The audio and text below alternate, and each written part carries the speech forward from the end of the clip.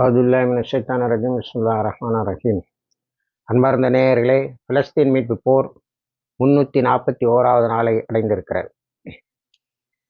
இந்த 341வது நாளில் அக்டோபர் 7 அன்று ஹமாஸ் போராளிகள் காசாவினுடைய வளாகத்தில் நிறைய பேரை பிணை கைதிகளாக அல்லது அழைத்து வரப்பட்டவர்களாக காசாவுக்குள் அழைத்து வந்தபோது ஒரு இஸ்ரேலிய தளபதி உலகமகா பொய் ஒன்றை கட்டவிழ்த்து விட்டார்.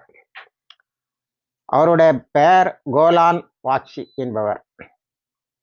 இவர்தான் ஹமாஸ் போராளிகள் குழந்தைகளை தலையை வெட்டுவதை, கழுத்தை அறுப்பதை, பெண்களை கூடா தகாத முறையில் கையாண்டதை எல்லாம் கண்ணில் கண்டதாக சொன்னார்.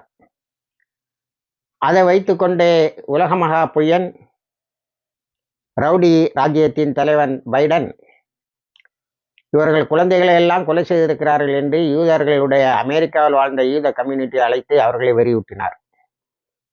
பிறகு எல்லாருமே மன்னிப்பு கேட்டார்கள். நேற்று அவர் காசாவில் உள்ள நெட்சாரிம் ஆக்சிஸில் நேற்று நான் சற்று சிரமத்தோடு உங்களுக்கு ஒரு செய்தியை சொன்னேன். நெட்சாரிம் கீழே டனல்ஸை, அதாவது சுரங்கப்பாதைகளை இஸ்ரேல் உருவாக்கி இருக்கிறது. அவர்கள் அதை வைத்து கொண்டுதான் காசா முழுவதும் நாங்கள் கண்காணிப்பை நடத்துவோம் என்று சொன்னார்கள்.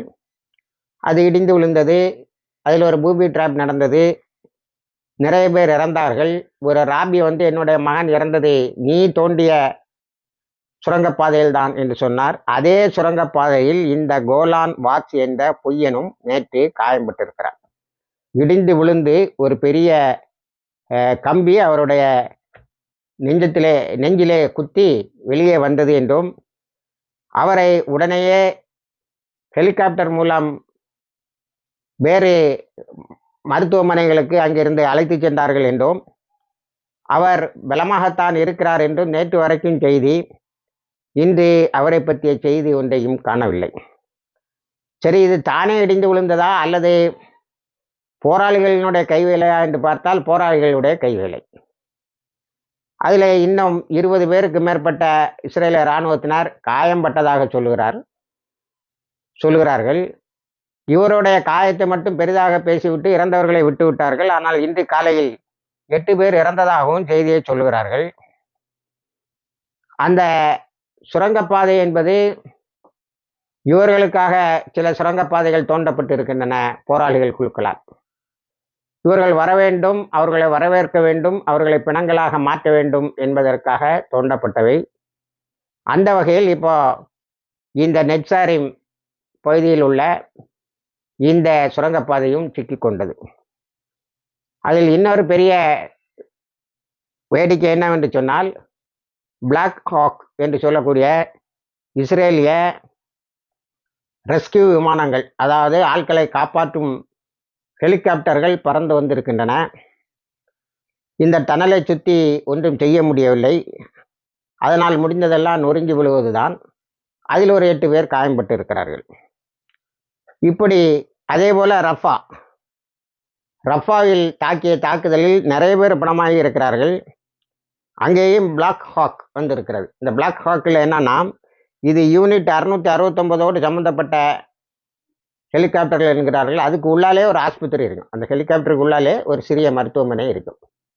அவர்களை பிக்கப் பண்ணவுடனே, அவர்களை எடுத்தவுடன் அந்த சின்ன ஃபஸ்ட் எய்டு அல்லது அதை விட கொஞ்சம் அதிகமான வசதி உள்ள அதில் ட்ரீட் பண்ணிவிடுவாங்க. அப்போ அதனால் கொஞ்சம் அதில் தாதிகளும், அதாவது கொஞ்சம் நர்சஸும் டாக்டர்ஸும் இருப்பாங்க. இந்த ரஃபாவில் நேற்று வந்தது, அது தானே கொலாப்ஸ் ஆகி விழுந்துட்டு.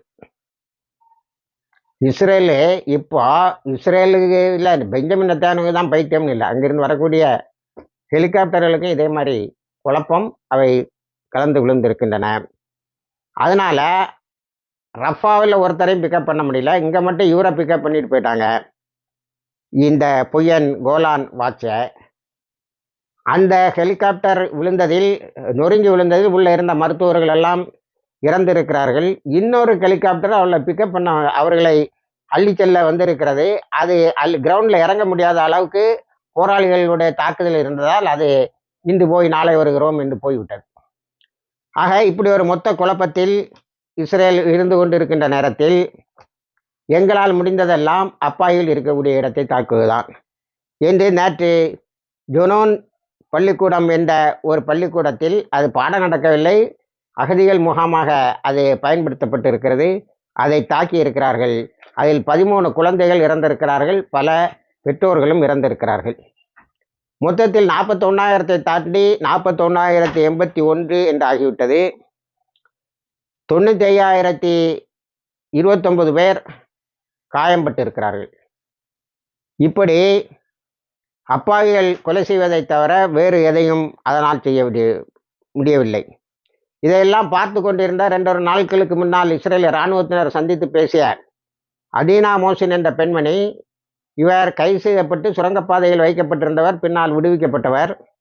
இவர் சொல்லியிருக்கிறார், உங்களுக்கு எதுக்குடா டனல்ஸு டெக்னாலஜி, ஹமாஸ் தான் அதில் பெரிய எக்ஸ்பர்ட்டுகள், நீங்கள் போய் இப்படி பலியாகாதீங்க, உங்களுக்கு எந்த அறிவுமே இல்லை. எப்போ சொல்ல 341 நாட்களாக இந்த டனல்ஸ்களை எல்லாம் நாங்கள், இந்த சுரங்கப்பாதைகளை எல்லாம் நாங்கள் ஒன்றுமில்லாமல் ஆக்கி விடுவோம் என்று போய் இந்த சுரங்கப்பாதைக்குள்ளாலேயே பல ஆயிரம் இஸ்ரேலிய இராணுவத்தினரை பலி கொடுத்து விட்டு கடைசியில் அங்கிருந்து வெளியே வந்த சகோதரியிடம், உனக்கு அந்த சுரங்கப்பாதையை பற்றி என்ன தெரியும் என்று கேட்டபோது அவள், உனக்கு என்ன தெரியும் என்று கேட்டால், இவன் பெப்பப்ப என்று சொல்வதை பார்த்துவிட்டு உங்களுக்கு எதுவுமே தெரியாது என்று சொன்னால், நேற்று நடந்த இந்த நெட்சாரிம் அந்த இஸ்ரேலிய பொய்யன் கோலான் வாட்ச் காயம்பட்டதை கேள்விப்பட்டவுடன், எதுக்கு உங்களுக்கு இந்த வேலையெல்லாம் என்பது போல நக்கலாக ஒரு கமெண்டை பதிவு செய்திருக்கிறால். அது இஸ்ரேலில் உள்ள ஏடா மீடியாலையும் வருகிறது. காரணம் என்னவென்று சொன்னால், உனக்கு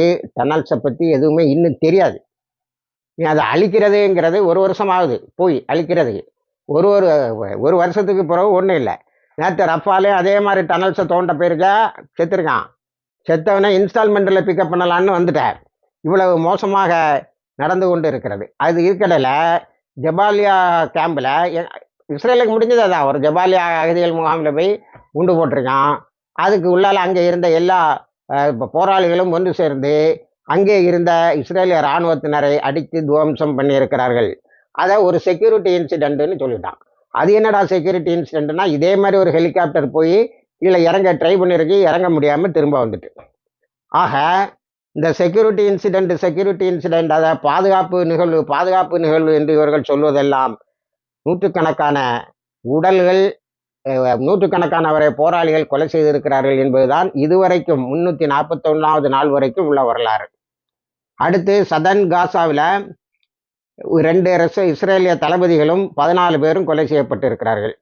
இதில் என்ன தெரிகிறது என்று சொன்னால், வேக்சினேஷன் காலம் முடிந்து போய்விட்டது, அல்லது நார்தன் காசாவில், வடக்கு காசாவில் போலியோ சொட்டு மருந்து போட்டுக்கொண்டு இருக்கிறார்கள். ஆகவே இது அத்தனையுமே சதன் காசாவில் தான் நடந்திருக்கிறது என்பதை வைத்து பார்க்கும்போது, இங்கே யுத்தத்தை தொடங்கிவிட்டார்கள், அங்கே போலியோ நடந்து கொண்டு இருக்கிறது என்று நினைக்கிறோம். இது அத்தனையுமே எதனால் வந்தது என்று சொன்னால், நேற்று போலியோ யூனிட் போய்கொண்டு இருக்கும்போதே ஒரு செக் போஸ்ட்டில் வேணுன்னு தடுத்து விடமாட்டேன்னா, அதுக்கப்புறம் செக் போஸ்ட்டை காலி பண்ணாங்க. அதுக்கு பிறகு அது போச்சுது. அதுக்கு பிறகு எந்த தடையும் இல்லாமல் அது நடக்கிறது என்று நாம் கருதுகிறோம். அடுத்து வெஸ்ட் பேங்கில் தான் நீ பெரிய தவறை செய்து விட்டாய் என்று சொல்லுகிறார்கள் இஸ்ரேலிய பாதுகாப்பு அமைச்சர் கேலண்டிடமும் பிரைம் மினிஸ்டர் ரத்தயான்ஹூ அவர்களிடமும். இப்போ வெஸ்ட் பேங்கில் நேற்று 2 இன்சிடெண்ட். ஒன்று ஒரு செக் போஸ்ட்டில் கூடி நின்றவங்களுக்கு மேலே ஒரு காரை கொண்டு இடிச்சிருக்கான், 8 பேர் அவுட்டு, 3 பேர் காயம். இன்னொன்று டேங்கர் ராமிங் என்று ஒரு இன்சிடெண்ட்டு. அதாவது பெட்ரோல் டேங்க் ஒன்று எடுத்துகிட்டு போய் பெட்ரோல் டேங்கில் நின்றவங்களாம் அடி தள்ளிட்டு போயிருக்கான் அவர் தான். அதில் ஒரு 13 பேர். இப்படி எதை பற்றியும் கவலைப்படாத, உயிர் போகுதா வருதாங்கிறத பற்றியெல்லாம் கவலைப்படாத எதிரிகளில் ஒரு 10 பேர். இது 2வது அந்த பெட்ரோல் பங்கில் அடி வாங்கினதெல்லாம் செட்டிலர் வந்தேரிகளுக்கு விடாப்பிடியாக மரணங்கள் வந்து கொண்டு இருக்கிறது. வெஸ்ட் பேங்கில் நேற்று பயங்கரமாக சண்டை போட்டிருக்காங்க. இவன் இப்போ என்ன செய்கிறான்னா, ஜெனின்ல இருந்து வரும்போது ஜெனின் அழிச்சிட்டு தான் வந்தான், ஒரு கட்டடம் கூட இல்லாமல் அழிச்சிட்டு தான் வந்தான். அதே வேலையை இப்பொழுது வெஸ்ட் பேங்க்ல செய்கிறான். இப்போ மேக்கரையில் நடக்கிற வெஸ்ட் பேங்குன்னு சொல்லக்கூடிய மேக்கரையில் நடக்கக்கூடிய இன்சிடென்ட்லாம் பார்க்கும்போது என்ன ஆகுதுன்னா, ஹமாஸ் ஒரு அறிக்கை விட்டுருக்கு, இஸ்ரேலிய பாதுகாப்பு வளையங்கள்லாம் சோர்ந்து போய்விட்டன, பலவீனப்பட்டு விட்டன, போராளிகளே தாக்குதலை கண்ணா பின்னா என்று நடத்துங்கள் என்று அறிக்கை விடக்கூடிய அளவுக்கு இவர்கள் அங்கே பலவீனமாக இருக்கிறார்கள். ஹிஸ்புல்லாவை நேற்று துஞ்சி வெளியிடறியது போல ஒரு 9 இடங்களை இஸ்ரேல் முதலில் தாக்கி இருக்கிறது. அந்த பட்டியல் மிகவும் நீளமாக இருக்கிறது. அந்த 9 தாக்குதலுக்கும் உடனேயே பதிலடி தருவதாக ஹிஸ்புல்லா 100 ராக்கெட்டுகளை ஏவி இருக்கிறது. அல் மால்தா, ரசல் கான், ஜப்தீன், அல் அப்பாத் சைட்டு, அதில் முக்கியமாக அவங்களும் ஒரு 10-15 இடம் வருது. அது எல்லாம் நீளமாக பட்டியலிட தேவையில்லை என்று நினைக்கிறேன். அவங்க நேற்று இந்த 8200 ஸ்பை யூனிட் இருந்து பாருங்க, அதை கொண்டு வந்து மீட்டாட் என்ற இடத்தில் திரும்ப ரீஇன்ஸ்டியூட் பண்ண பார்த்துருக்கான். அதில் அடிச்சிருக்காங்க. அது ஒரு மேஜர் அட்டாக். அடுத்தது வெஸ்டர்ன் பிரிகேட்ஸ்ன்னு சொல்லக்கூடிய மேற்கு படைப்பிரிவு 300வது ஹெட் குவார்ட்டர்ஸையும் அதில் இருந்தவரையும் அடைத்து தாக்கி இருக்கிறார்கள். இது 2 மேஜர் இன்சிடென்ட் நேற்று ஹிஸ்புல்லா செய்தது. அதே மாதிரி 146வது படைப்பிரிவின் பேஸை மாற்றிருக்காங்க அப்ரீம்ங்கிற இடத்துக்கு. அந்த இடத்தை தாக்கி அதையும் ஒன்று இல்லாமல் ஆக்கியிருக்கிறார்கள். செட்டில்மெண்ட் வந்தேர்களின் குடியிருப்பு டோன் என்ற இடத்தை 60 ராக்கெட்டுகள் கொண்டு தாக்கி இருக்கிறார்கள். ஏறத்தாழ 1,50,000 பேர் அங்கிருந்து வெளியேறிவிட்டார்கள். காரணம் என்னவென்று சொன்னால், இந்த ராக்கெட் தாக்குதலில் அத்தனையும் சைரன் சத்தம் இல்லாமல் நடந்திருக்கிறது. அதனால் இருப்பது அரைகுறையான இடங்களில் இருப்பதும் கூட ஆபத்தானது என்று அவர்கள் அங்கிருந்து இடம்பெயர்ந்து இருக்கிறார்கள். ஆகவே அந்த இடங்களெல்லாம் இப்பொழுது மயான பூமியாக காட்சி தருகிறது. அடுத்து இத்தனையும் நடந்த பிறகு இஸ்ரேலிய இராணுவத்தில் உள்ள ஒருவர் சொல்லியிருக்கிறார், ஹிஸ்புல்லா தன்னிடம் இருக்கும் ஆயுதங்களில் 10% குறைவாகத்தான் இப்பொழுதும் பயன்படுத்தி இருக்கிறது. மொத்தத்தையும் பயன்படுத்தும் போது நமக்கு இஸ்ரேல் இருக்காது என்று சொல்லியிருக்கிறார். அதனால் நத்தியானுவுக்கு ஒன்றிலே சரணடைய வேண்டும். அதை அவர் செய்ய மாட்டார். அவர் யுத்தத்தில் அமெரிக்காவை இழுத்து விட வேண்டும் என்பதற்காக பல முயற்சிகளை மேற்கொள்கிறார். ஆனால் நேற்று கோலான் ஹைட்ஸில் ஒரு 30 ராக்கெட்டுகளை ஹிஸ்புல்லா கொண்டு தாக்கியதில் கோலான் ஹைட்ஸ் ஆல்மோஸ்ட் சிரியாவுக்கு கையில் வந்துட்டு, அதனால சிரியாவினுடைய முக்கிய இராணுவ தளத்தை நேற்று தாக்கி இருக்கிறார்கள். 24 பேர் இஸ்ரேலிய இராணுவத்தினர் தாக்கி இருக்கிறார்கள். 24 பேர் காயம்பட்டு இருக்கிறார்கள். ஆகவே இஸ்ரேல் வழியாக சிரியா வழியாக ஈரானை உள்ளே இழுத்தால் அமெரிக்கா வந்துவிடும் என்பது அவர்களுடைய கணக்கு. ஆனால் ஈரான் அதற்கு துணை போவதாக தெரியவில்லை. ஆனால் இஸ்ரேலிய பத்திரிகைகள் சில நத்தியானு அதை நோக்கித்தான் போய்கொண்டிருக்கிறார் என்று சொல்கிறார்கள். ஆனால் IRGC commander RGC brigadier Hussein Salami நேற்று அறிக்கை விட்டிருக்கிறார், காத்திரி, எங்களுடைய ரிவெஞ்ச் பழிவாங்கும் தாக்குதல் விரைவில் உன்னை வந்து அடையும் என்று.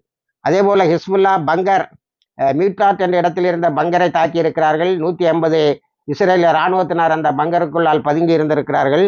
அவர்கள் அழிக்கப்பட்டிருப்பார்கள் என்பது தகவல். ஆனால் ஹெலிகாப்டரும் வரவில்லை, செய்திகளும் எதுவும் இல்லை. அதேபோல் அல்-தாத் ஹில் என்ற ஒரு மலைப்பகுதியை தாக்கி இருக்கிறார்கள். ஜல் அல் ஆலம் சைட்டை தாக்கி இருக்கிறார்கள்.